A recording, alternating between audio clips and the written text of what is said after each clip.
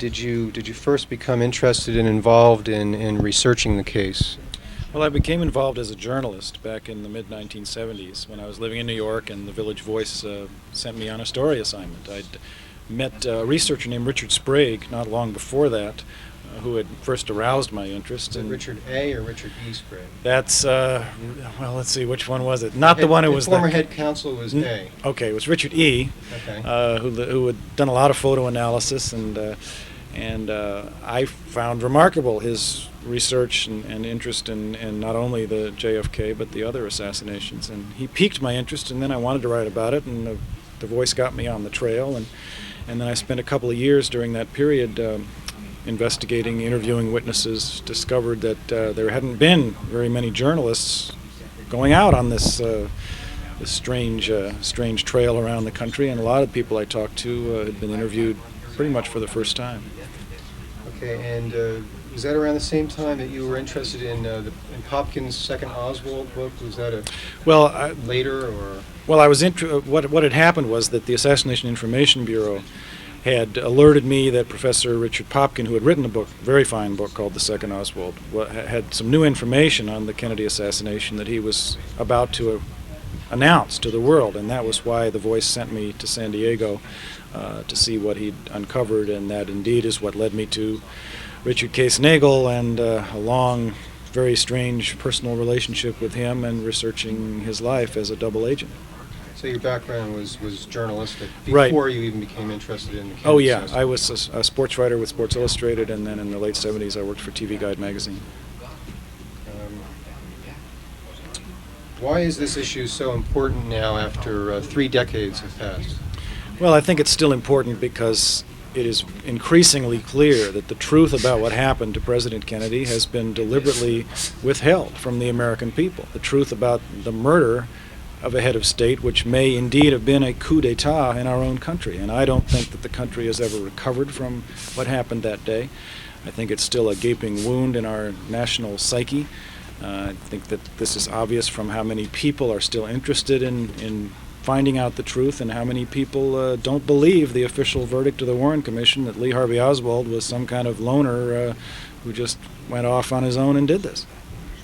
Now, after the Stone film, there was an uproar to unseal the files, and the act was passed by Congress, and they're beginning to trickle out now. Which of these files would you most like to get your hands on?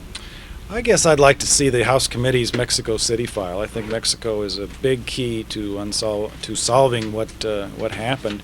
I don't believe, though, that we're going to find any smoking gun, so to speak, in any of the files. I think anything that would point to government involvement with Oswald was probably destroyed a long time ago. Which of the private investigators who've written books and studied this over the years do you feel have contributed most to the case? Maybe sort of a top 10 list, but it doesn't have to be 10 names. Who do you respect the most? Gee, I think there's a number of people. I thought among the writers that Anthony Summers' Conspiracy broke a lot of new ground, was published about 10 years ago. That as an overview, Jim Mars's Crossfire is a very fine book. He was, of course, a Fort Worth reporter. I've had a lot of admiration for Earl Goltz, sort of an unsung journalistic hero in all this, who did tremendous work for the Dallas paper.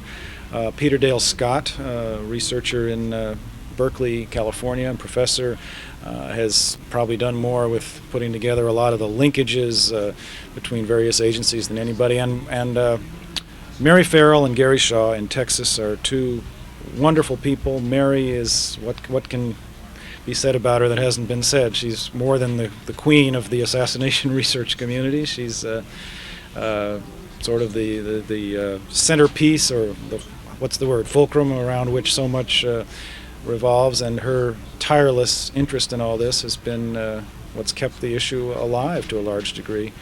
And finally, I guess I would mention Bernard Fensterwald Jr., whom I had tremendous respect for as an attorney and as the founder of the Assassination Archives Research Center in Washington. He died tragically a couple of years ago, and I miss him very much, and his presence in the research community is very much missed. Now, both he and Popkin helped you gain access to Richard Case Nagel. Yes, that's right. And we'll get to him later. But back to a general sort of a thing. Do you think that it would serve any need to have a special prosecutor or to open up some sort of a new investigation at this point? Yeah, I do. I think there's still enough people alive, enough people that I interviewed are certainly around that ought to be deposed and called in. Not only Richard Nagel, but a number of folks who have information. And my hope is that the new administration, maybe after the files get released, that at least indicate a lot of new questions, would indeed appoint a special prosecutor through the Justice Department to finally do what we can to get to the bottom of what happened. Now, some of your things with Nagel, I've noticed, seem to corroborate Robert Morrow's accounts of the assassination, and in some instances, some people think that perhaps he's dramatizing and making things up in almost James Bond-like adventures that he had. But did you talk with him, and did you compare notes extensively with what Nagel, and was there a corroboration that you discovered there? Between Nagel and Morrow? Well, to some extent.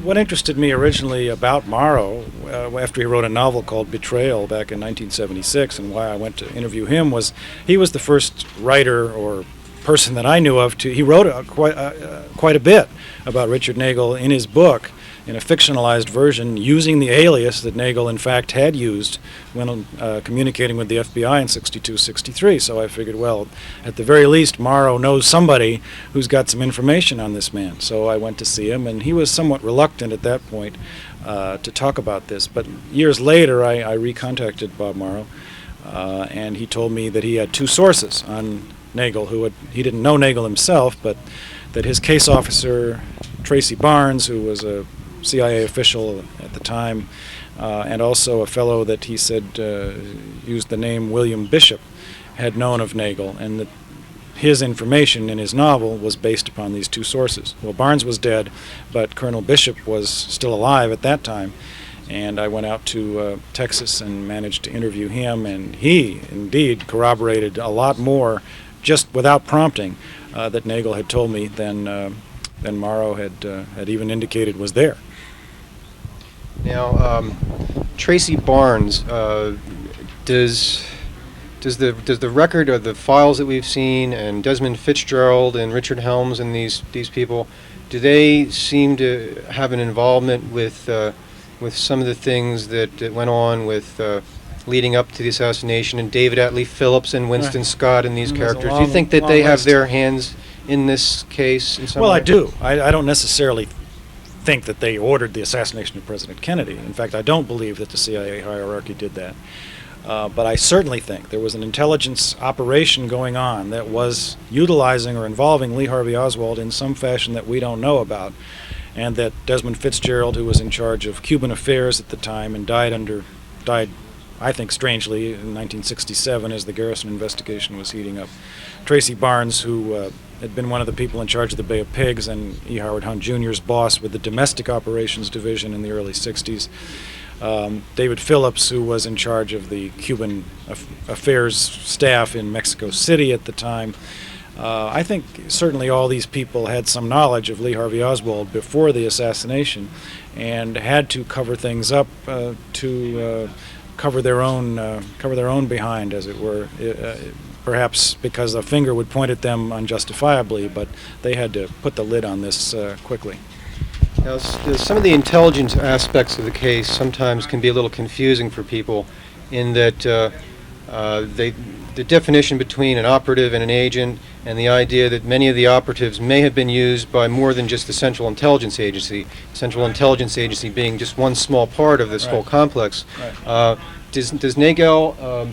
Do you see documents that show, that prove, is there a record that proves that he worked for CIA or DIA or G2 or ONI or these people? Well, that he was passed around in some way? There's very little. There is a Pentagon file that was dated in 1969 when Nagel was in Europe that states specifically that he worked for the CIA and investigated Oswald and his wife Marina on behalf of the CIA, that he also investigated anti-Castro Cuban exiles.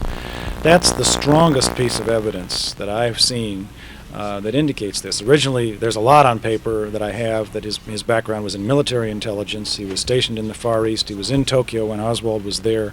It says that he initiated a relationship with Oswald at that particular time. And yeah, it is a confusing realm, and you do have to distinguish between contract agents and officers and also the various agencies that could have overlapped or even been investigating each other. I mean, I think it's possible that military intelligence was looking in Mexico City, for example, at the CIA's rather curious relationship with the KGB. We also get into the world of double agents and triple agents and who's really working for who, and it gets mind-boggling and is a big part of why Oswald is such an enigma, I think.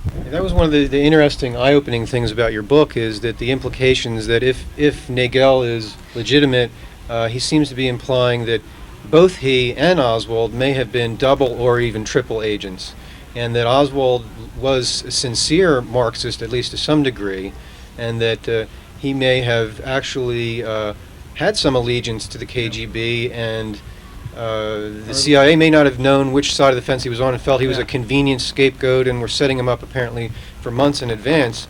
And that leads to the Mexico City thing, and you were alluding to the file on Mexico City and the HSCA, which I assume you mean the Lopez report, basically. Yeah. Maybe you could talk a little bit about what he says about the Mexico City incident and what Oswald's real role was there, and how these fake Oswalds and imposters fit into the scene.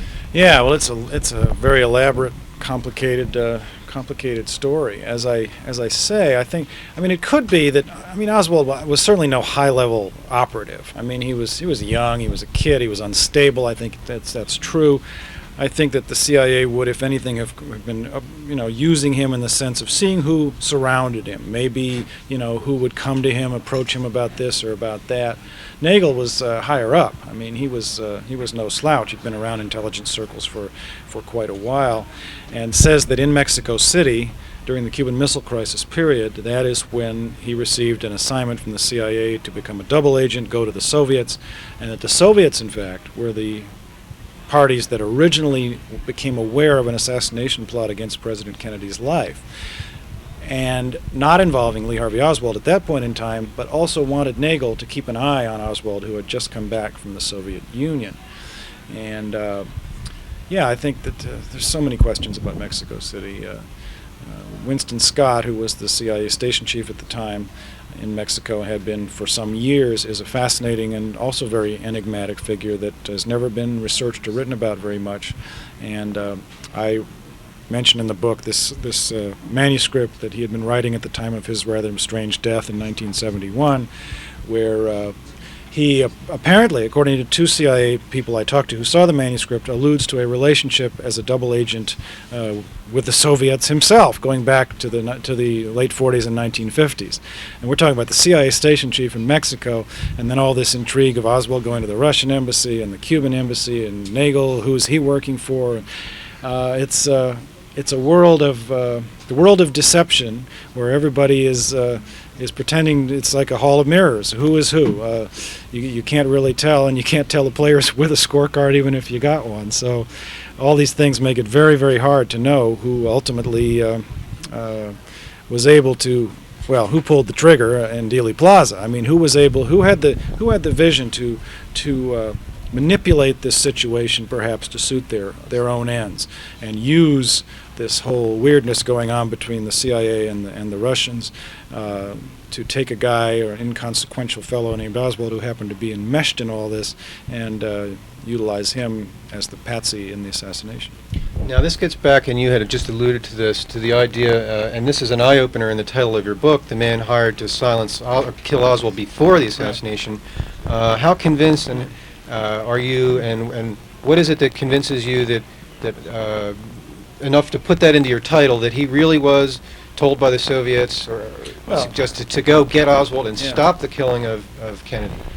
Well, I thought it was the most remarkable revelation that Richard Nagel had to make, and of course I did believe him and do believe him and trusted his story as far as he was willing to go. And I also think it makes a lot of sense logically that, in other words, the Soviets, Oswald was there for 2.5 years. Then he was involved with the Cubans, Fair Play for Cuba Committee, etc., setting it up in New Orleans. A lot of associations on the left. The Soviets worked with Castro, obviously, at the time.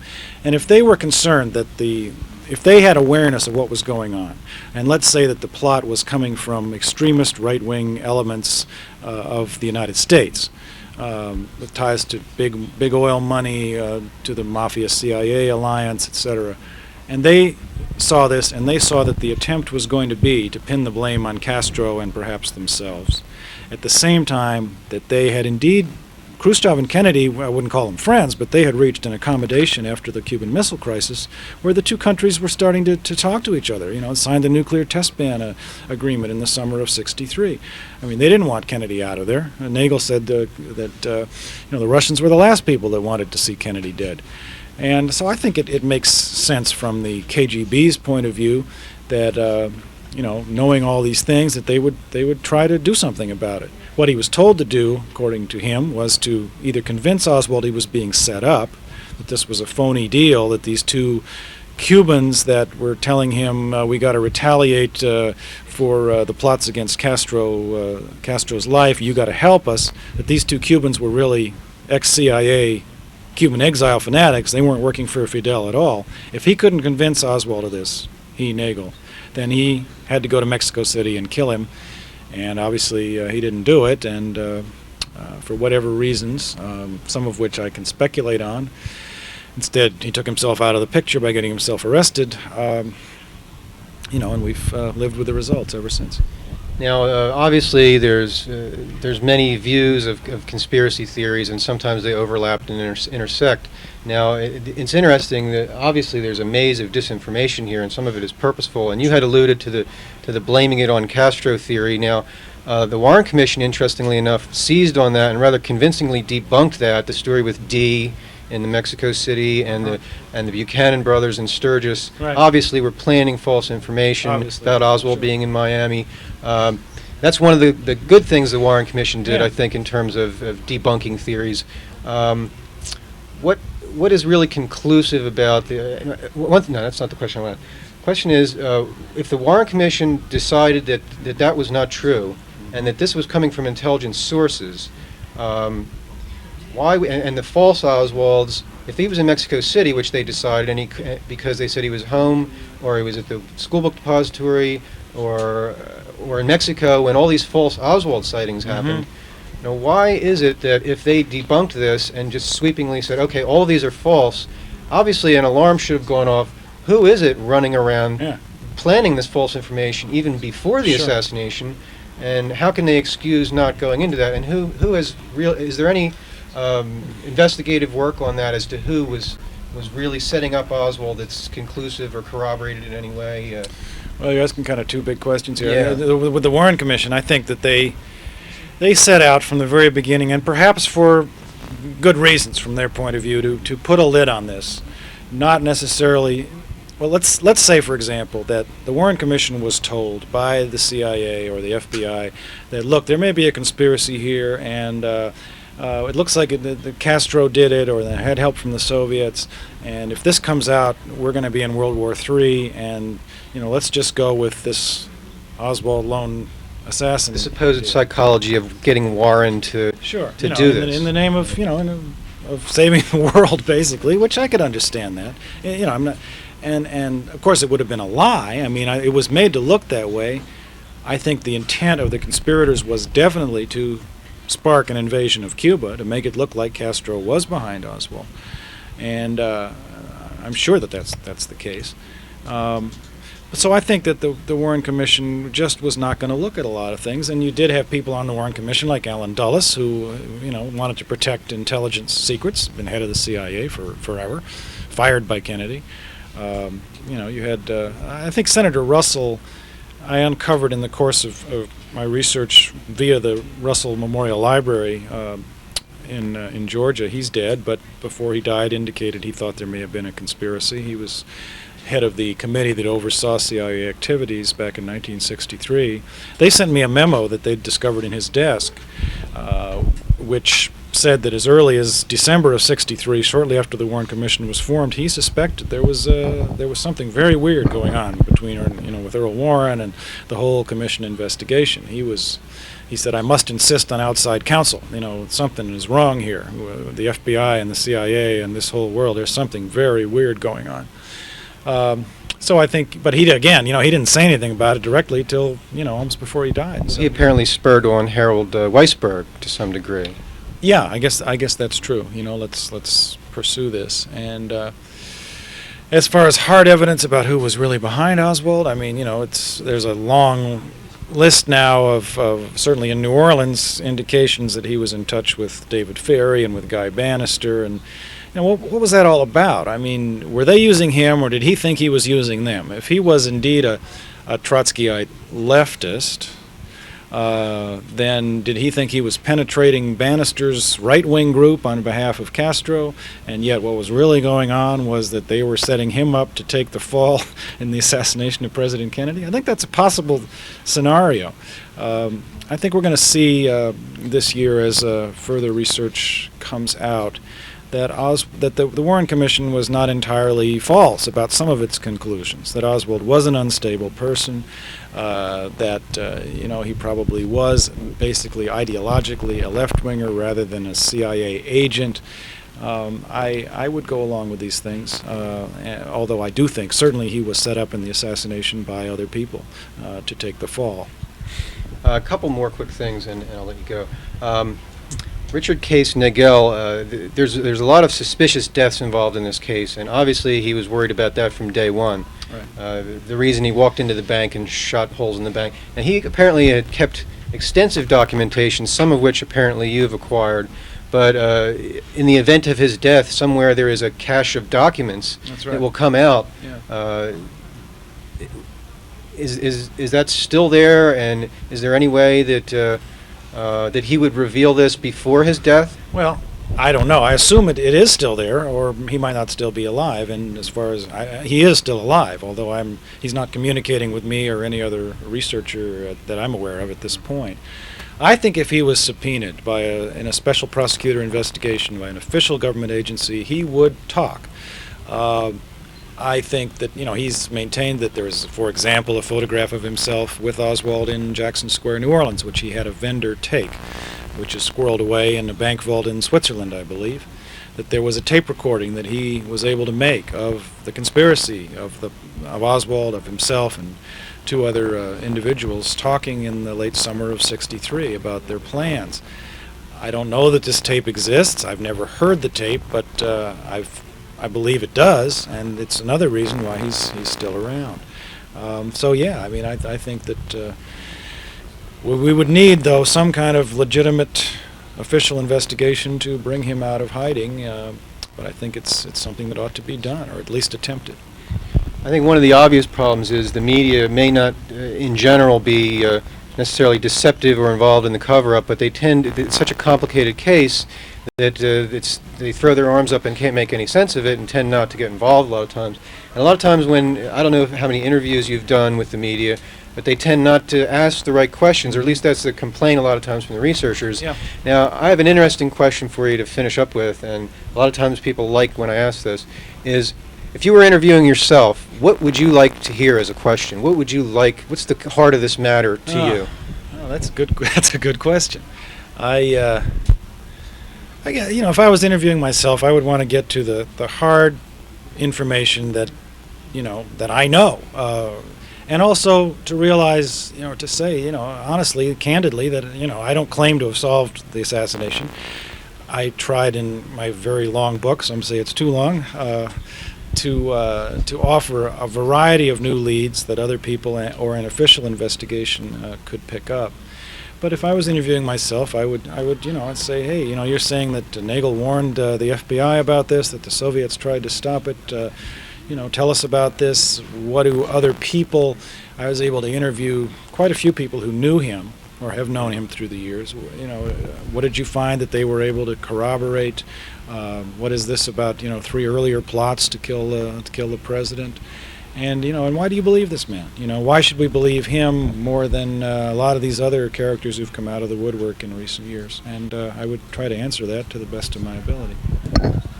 Okay, great.